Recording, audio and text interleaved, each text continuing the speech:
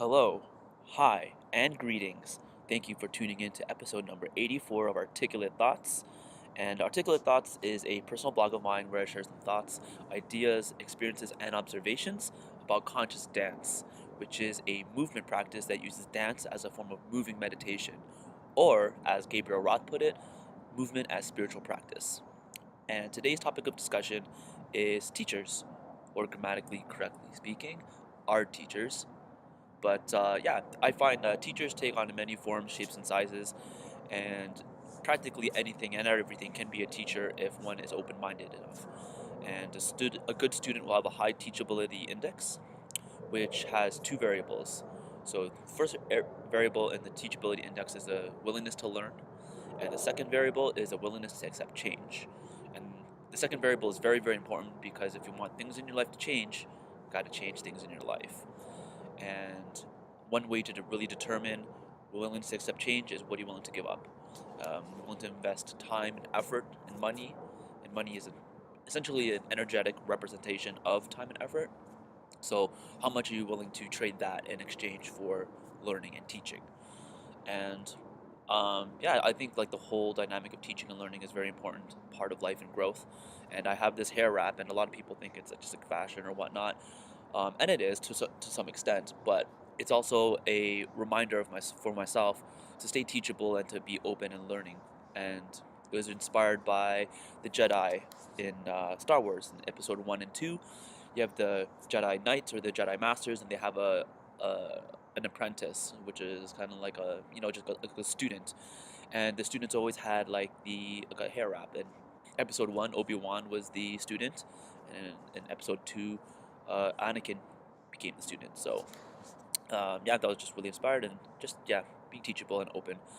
And yeah, just to transition that into conscious dance, I just find dance is been one of my greatest teachers as of late. And essentially, all great teachers will always point out that the knowledge or the wisdom that you're seeking is already inherent in you. It's an innate gift that is embedded into body and soul, and it's just a matter of reawakening. And actually, the word education comes from the Latin root word idoku, which literally translates into to draw out. So technically, a good teacher will draw out that information and bring the student to understand through themselves. It's not necessarily spoon feeding information. It's more so asking the right kinds of questions or getting the student to go through certain exercises or certain actions that will allow the student to come to their own realization. Because there's two ways to understand and learn. There's the academic portion where it's just like knowledge in the mind and a comprehension of the concept, or there is experience, and that experience is real knowledge because it becomes a live memory and it becomes embedded into like the body. It's not just an intellectual thing in the mind, it's an actual experience that is integrated through body, mind, and soul. And it's also important to not be, for me, like it's really important to remember that all of that inner wisdom comes from the inside.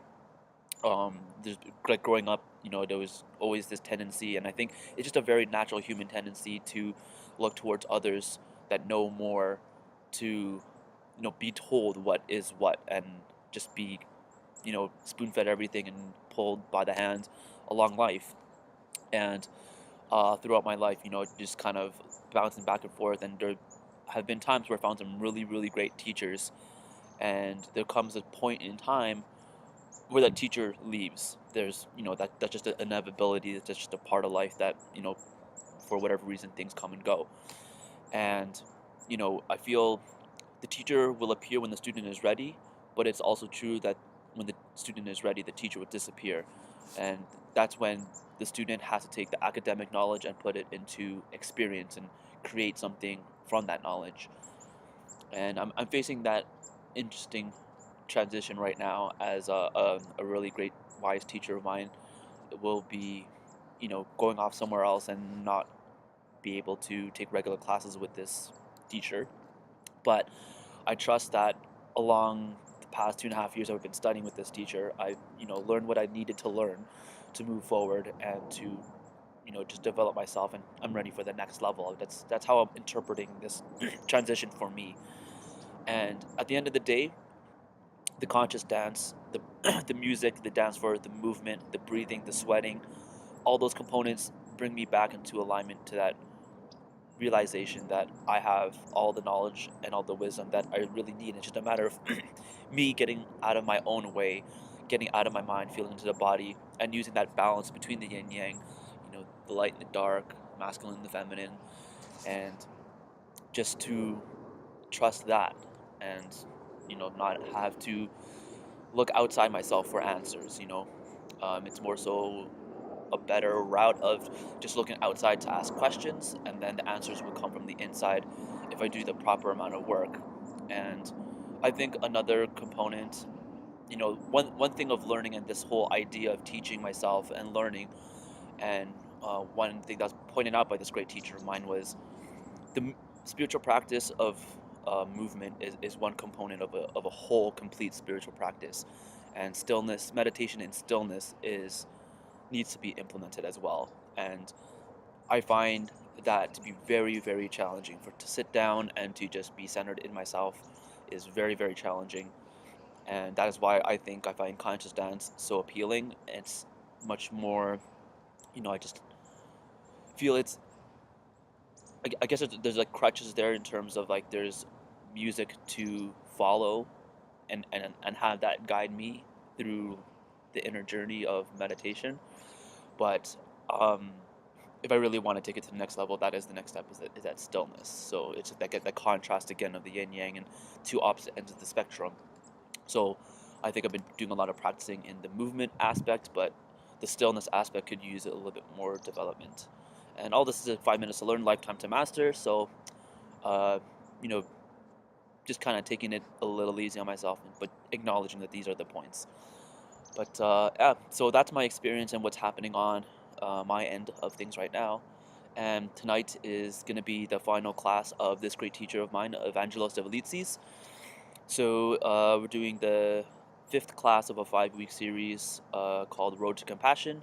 And today we're dancing the emotion of compassion. So if you'd like to check it out and join me on the dance floor tonight, we'll be doing the dance at 7 o'clock at the Central United Church. And I'll put the information on the drop box below.